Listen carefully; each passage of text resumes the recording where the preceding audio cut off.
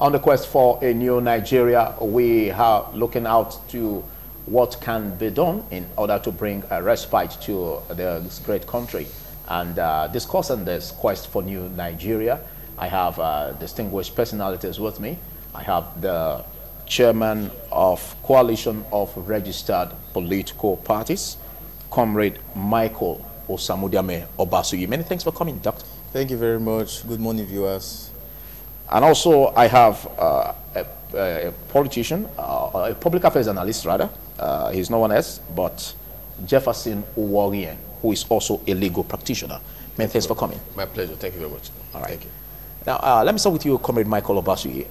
Looking at what we have here in respect of ensuring that the political parties tell well properly towards ensuring that we have the presidential election properly seated. We have the policy document launch of the APC and that of the PDP.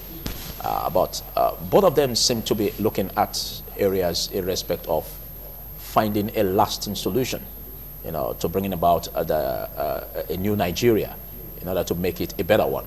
What do you see in respect of the drive of these political parties? Well, thank you very much.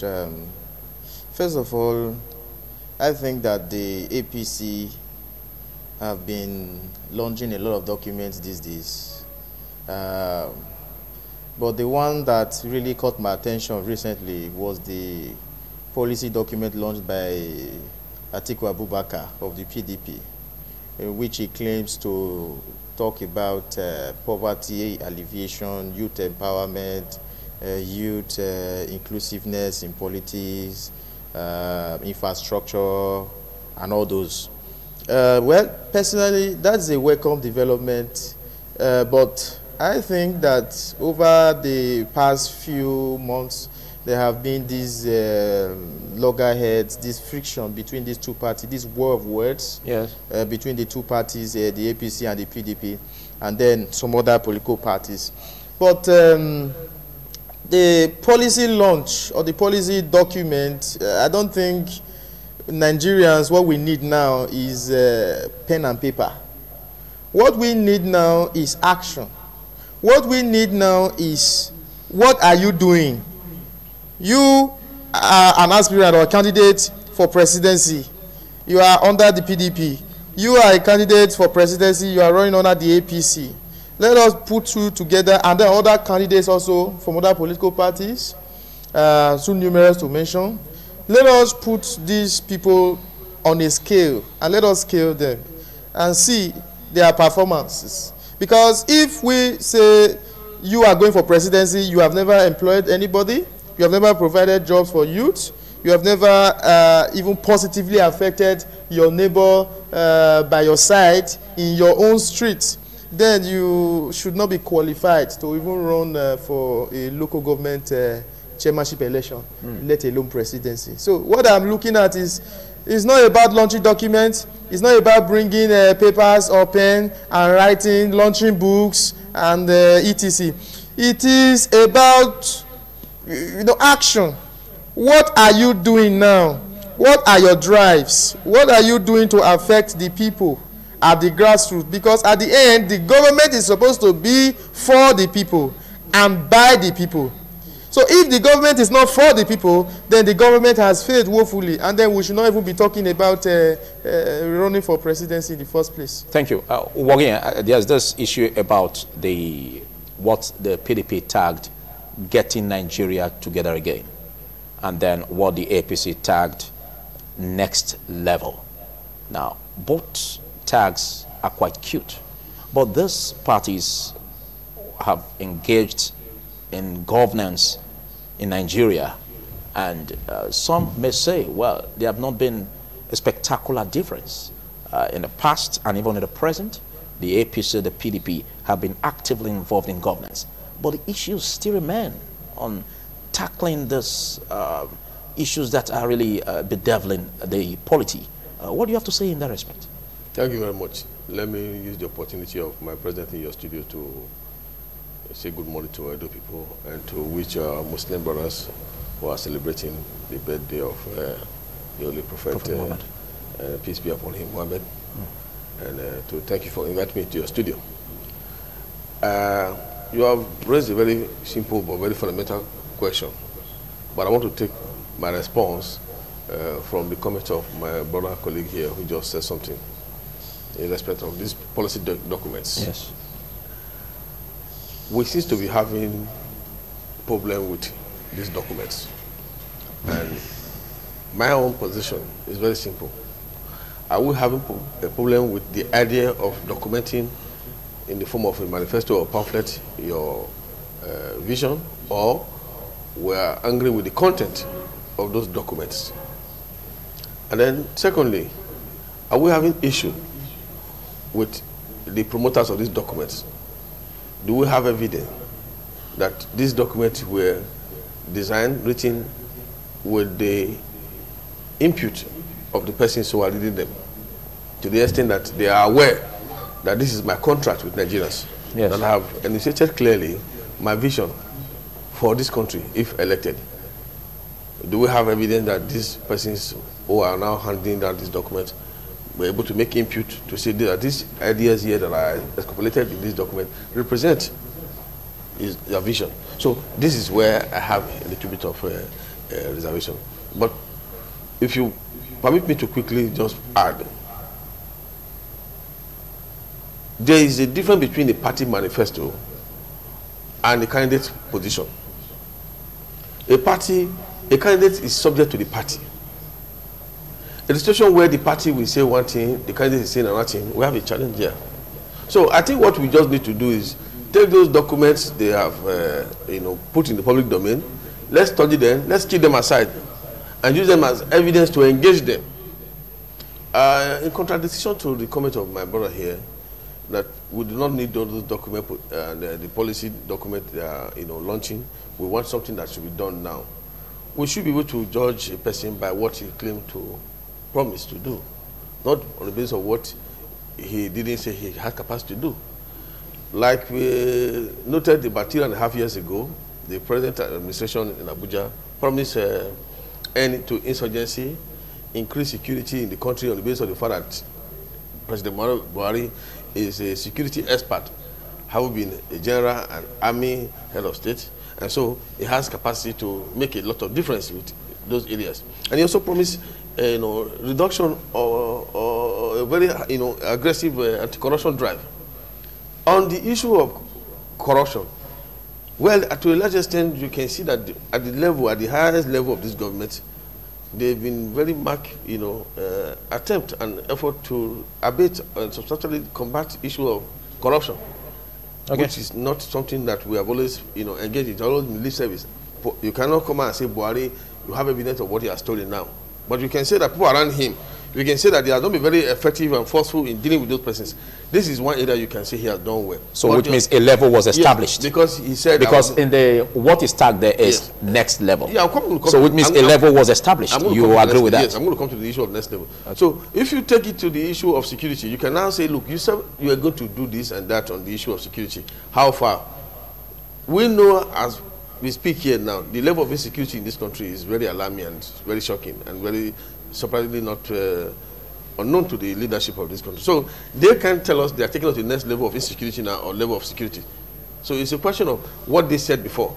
So you are using what they agreed to do to judge them in terms of what they have done, because you know a man by what he has promised, and you can easily judge a future conduct on the basis of what happened before and what is happening now. And you can really say that on the basis of what happened before and what is happening now, this is what will likely happen in the future. Yeah, but some have also criticized it that, well, why say the next level when this present level has not been tackled? It's perceptional. To the person who is making that statement, he believes that the level he has put the country is excellent. And so he has the right to now say, let me move you to the next level. It's left for you to tell him that you have no level. There's no level, there's no basic for your telling us that you're taking us to the next level. Next level of infrastructural decay or security challenge. So it's the basis of engaging everybody. So that's my own reply to the comment of my brother. You use these promises, enunciated in their document to engage them. Okay. And say, on the basis of this, we can score you and we can fail you here. Okay, Comrade Michael, Yes. there's this aspect about the PDP policy document, which seems to be a 6-year plan and is eliciting reactions in public domain as per as that the presidential candidate of the PDP is already looking at 2 years in office, 2 years term, when even the first term has not been actualized or initiated. What do you make of that 6-year plan? Is it ideal? Is it right? Well, we all would agree that during the campaign of President Muhammadu Buhari in 2015, he actually promised Nigerians that within a very short period of time that he was going to address some issues, of which, well, but looking at the 6-year plan of Atiku Abubakar, some people have criticized that you are now saying you want to fix this in 6 years when after 3 years you have started to shout at Muhammadu Buhari that he has not done well, he has not done this, he has not done that. If it were to be easy, why didn't you fix, or why didn't you tag your own or peg your own at 2 years or 3 years, just like you attacked him with? But well, those things are actually subject to people's opinion. Why not 4 years? Well, why 6 years?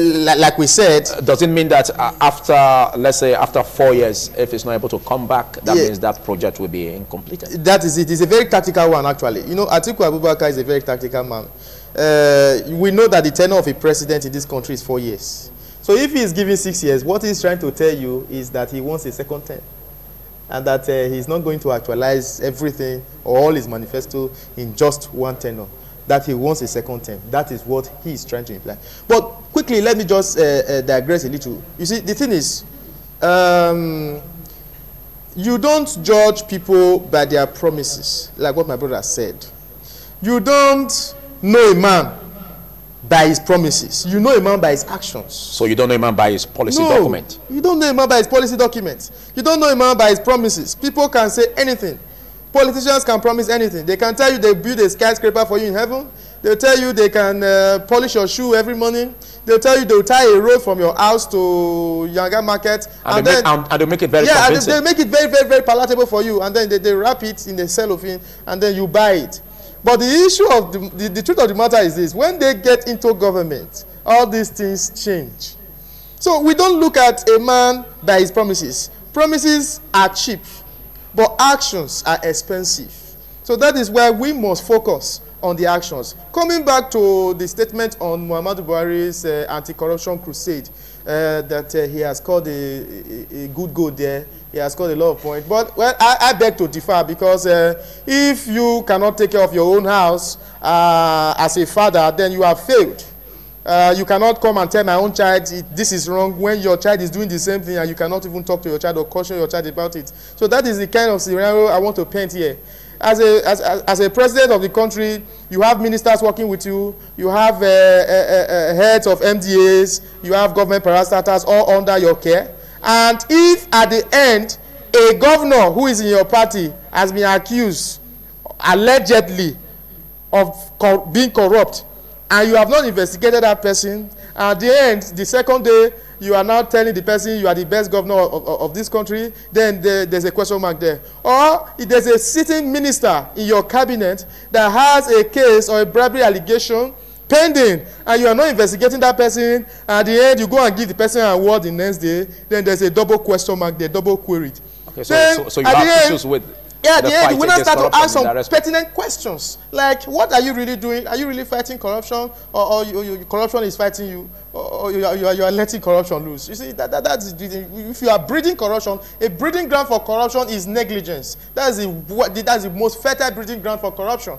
Because when somebody does anything, corrupt practices, and you fail to caution the person, or you fail to apprehend the person, then the person progresses to the next level. So maybe that's the next level they are talking about. Okay, but you remember vividly what Jefferson Uwogian said.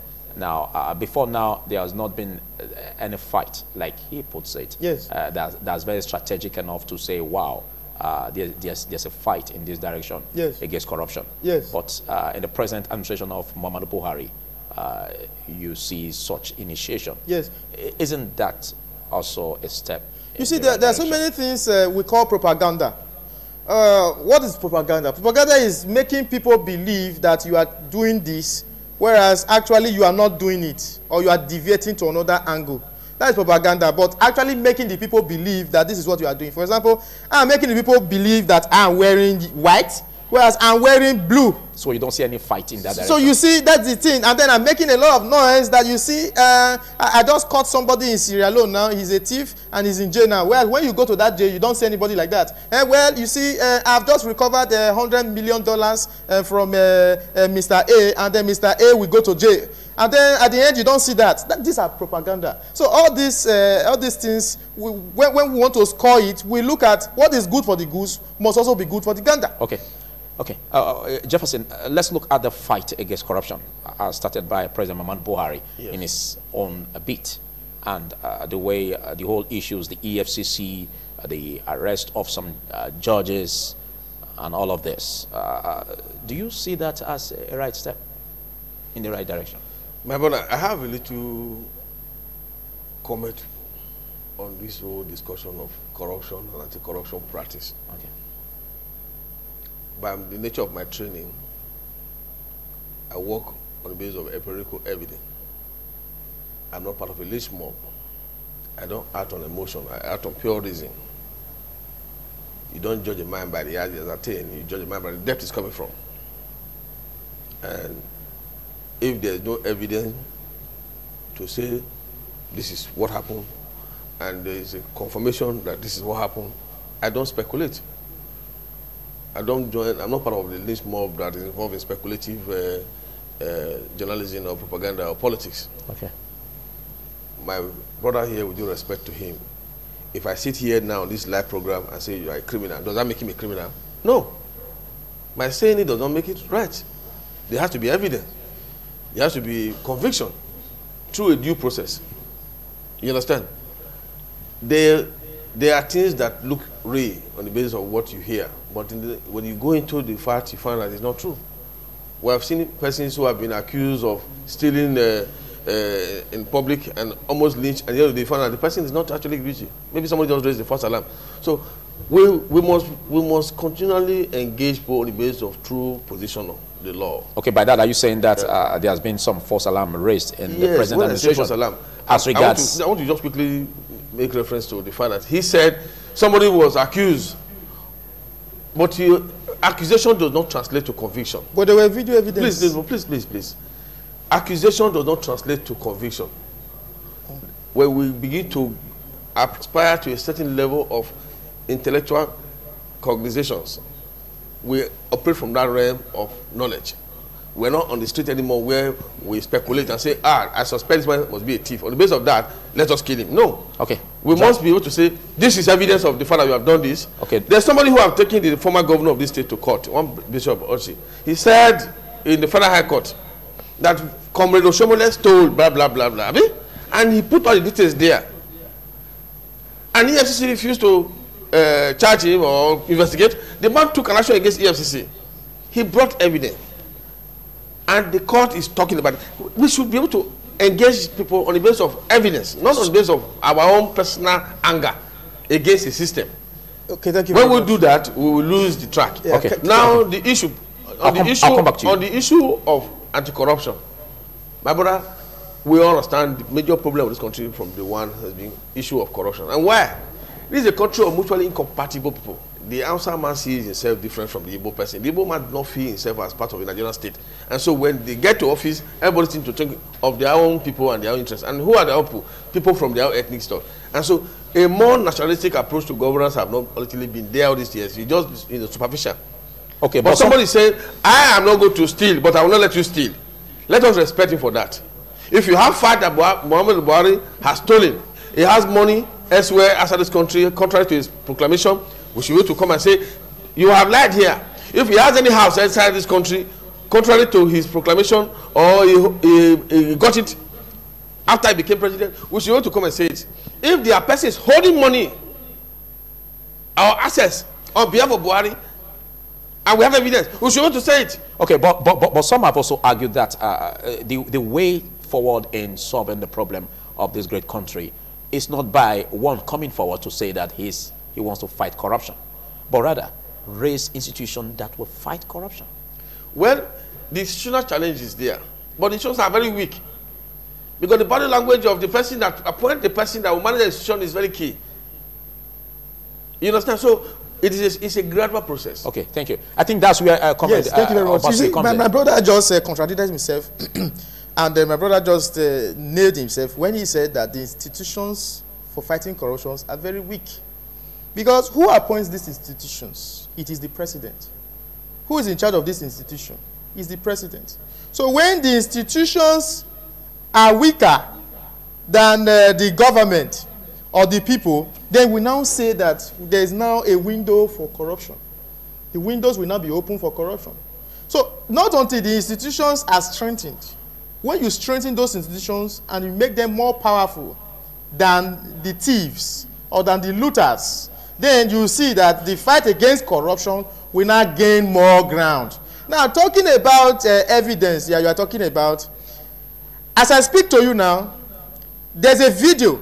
There's a video clip. We don't need to go far. Okay, let's not go there. Let's not go there. But a situation whereby, let's just be general. A situation whereby you have a video of me taking this your phone, and then that video shows my face, everything about me. You see it. I'm taking your phone, and then you now take that video to court. Is there not enough evidence to show? Well, the court will determine that. Yeah, the court will determine that, of course. But is there not enough evidence to show that I was the one who stole that phone? Okay. So you see, when we call Keto Black, when we see a spade, let us call it a spade. Away from that, let's look at the labor issues. There have been such a huge problem coming from all of this, and both past and present governments have been trying to ensure that the labor issues are brought to, are resolved. Now we have the minimum wage issue, and even the policy document as presented by Atiku, the president candidate of PDP, says that he is providing a living wage for workers. And what that means is that it's going to ensure that the wage that they get will be far enough to take care of their basic needs and even social needs. Don't you see that promise as empty? Well, looking at the present economic realities yes, that he may take over from if he gets it. Well, as it stands, anybody can make promises, like I've stated before. Promises are cheap, but it is the actions that are expensive. When you back your promises with actions, when you get there, they will now say, yes, such person promised so, and he has now done it. But the truth of the matter is it beats my imagination that up till now, the federal government can still not liaise with the state governors to agree on the 30,000 naira minimum wage as proposed by the labor. You see, the thing is, if we want to call a spade like I usually do, you can spend money on campaigns, billions of naira on campaign. You can spend billions of naira on wasteful processes in governance, security aids carrying millions of naira, and blah, blah, blah. At the end, you cannot pay 30,000 naira to workers that deserve their wages. You see, it's very, very, very embarrassing as a nation, because we all know that Nigeria is not what they project to us today. Nigeria is not suffering. Nigeria is not a suffering state. Nigeria is not a poor state. Nigeria is one of the richest, if not the richest in Africa. So if South Africa or if other countries can do more, then I don't see any reasons why Nigerians or Nigeria cannot at least pay 30,000 naira minimum wage to the workers, knowing fully well that these are the people that are the workforce of this nation. Mind you, if we do not assent to the 30,000 naira minimum wage, you know the level of poverty in the country now is very, very, very high. Situation whereby 65% of youth are jobless. Jobless in the sense that they don't have any provisional job opportunity waiting for them by the government. Most people have now resorted to establishing petty businesses, of which the government will still come and collect taxes from them, overwhelming taxes, to further kill the businesses. Okay. You see, all these things are the things we are talking about that once we put in place, then you see that the country will start to grow. And the minimum wage issue must be tackled immediately, not slagging, because if you can see now that they have been dragging this issue of minimum wage for over a very long time now. And we must put an end to it because it is not good for our election processes. The elections is coming up now, and then by February 16, we'll be doing the presidential and the National Assembly elections. If the government do not assent to the 30,000 naira minimum wage, it may affect the outcome of the election. So I think that brings us to job opportunities. Now, if you look at the document of the APC, the PDP, they all seem to tailor towards providing more job opportunities. Now, millions of job opportunities in spite of the economic realities. We've had this challenge even in the present administration of President Muhammadu Buhari. If you put that at one side, and then you look at that aspect in terms of how to galvanize this into reality, do you see a headway in this direction? Thank you very much, my brother. Mr. Basi, when you are in a live program like this of this nature, we address issues, not person. We don't make ad hominem attack or ad hominem comment by saying the last comment of the last speaker was shooting himself on the feet. We don't shoot. We shoot issues. We attack issues. Of course. We don't attack persons here. Just as we say that the campaigns that we should be having should be issue-based. Issue-based, not personal. No, of course it's not. So lawyers don't shoot on the foot. My brother, there are three things we need to get clear here. Yes. These documents are campaign documents. They reflect a strategic game plan of the political parties involved, and we will still see more. And we need to understand, or we need to deconstruct the political processes of winning an election, and that includes election, campaign. Yeah. And I need to just take 1 minute to quickly deconstruct this subject and lay it very clear to understand why you need to understand this document. One, every campaign is a function of strategy. And the strategic content of a campaign have three main goals. And what are these goals of a strategic campaign? One, reinforcement, persuasion, and conversion. The first one I talk about, reinforcement, is a political plan, a strategic communication plan, which seeks to reinforce the support of members of a political party to continually support and vote for the candidate of that party, and also ensure that on election day they are there. The second one I made reference to is persuasion. Persuasion strategy in a political campaign is a strategy that is designed to bring swing voters or undecided voters, people who don't belong to political parties, who are not interested. They just remain aloof. They wait till last minute and you say, okay, come and vote for this person. So that is a campaign strategy that you design, or there's a political strategy designed for such persons. Okay. And then the third one is the conversion.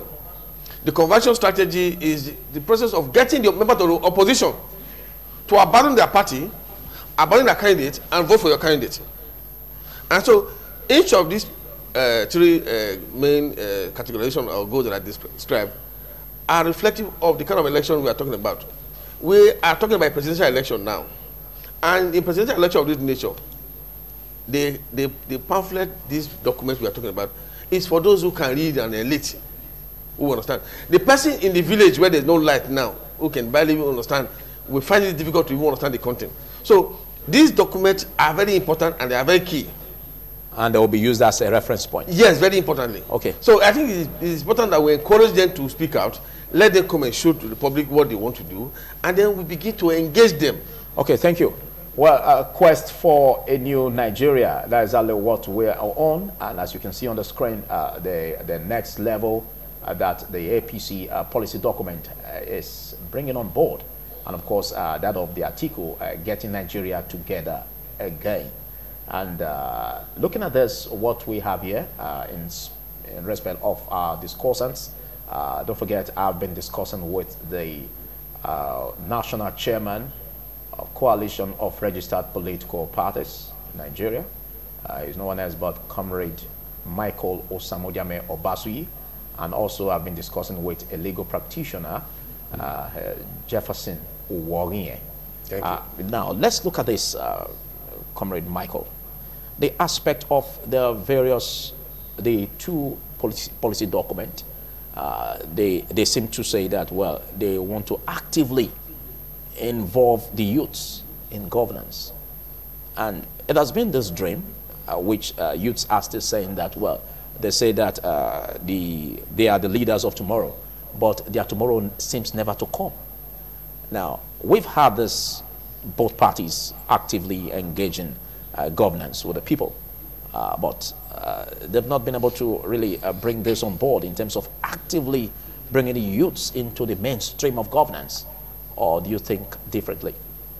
Yes. First of all, I would like to also involve the other political parties, because it is not only APC or PDP we have projecting candidates for the 2019 general elections. Yes.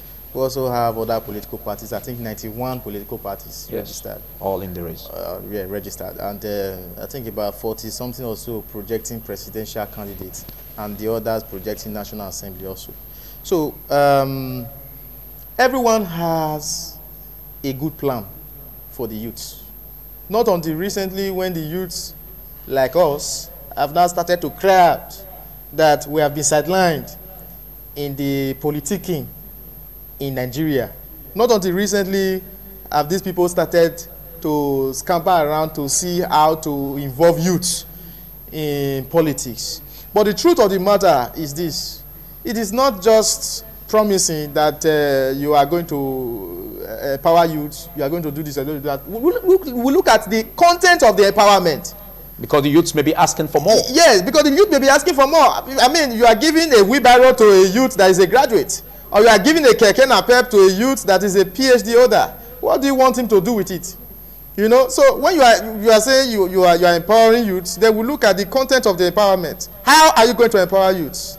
Are you going to build skill acquisition centers where they are going to be using manual typewriting to be teaching people those archaic methods of those archaic skills that are no longer in practice in the 21st century? Okay, your final shots now. So my final shot is we must, at every point in time, know that Nigeria should and will move forward. Okay. But Nigeria will move forward will depend on you and me. We have to stand up and say, hey, Mr. Man, this thing you are doing is wrong, and you have to change it, or else, and not just say it as if we want to say it. Thank you, Michael. Your final shots on this. Don't give up on Nigeria. It is well with this country. Thank you, Jefferson Oworie. My pleasure. Pleasure meeting you. Thank you so much for coming. Let me do the big one. All right, well, this is where we call it a wrap on the discussion segment. And